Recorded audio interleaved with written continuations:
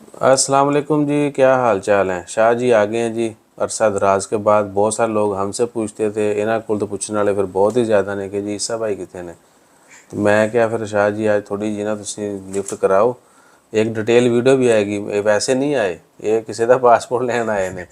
इन्हों के यार का जोड़ा ना तकरीबन फ्री अद्धे पीजे ते जोड़ा ना छोटे पीजे ते बच्चों वाले चुने मुन्ने वीजे ते पीजे ते वीज़ा लग गया। तो असी इन्होंने पैसा किया सी, कहते जी सानू पैसा समझ आया तो अच्छा पीज़ा पैसा एक ही ठीक है। बहरहाल वो डिटेल वीडियो अगे आएगी। और वो लोग जो ये पूछते थे कि जी शाह जी कितने ने, या शाह जी जो पूछते जी ईसा भाई कितने ने, तुझे पता नहीं थोड़ी जड़ा ना वो सैपरेट हो गया तुम ठीक है। तो लैदगी शलैदगी वाला कोई सी नहीं। शाह जी बहुत ज़्यादा साढ़े तो बिजी ने, साढ़े तो ज़्यादा खुद अपनी ज़िंदगी मसरूफ ने, असी इन्हों तो ज़्यादा वेले मसरूफ हाँ ठीक है। तो ये वजह शाह जी को गल गुल भी करो, दसो मैं है असं रियल हाँ चूने चने वड्डो इकट्ठे बैठे हैं भी दसो। तो अपना ख्याल रखिए, दुआ में याद रखिए। जज़ाकल्लाह।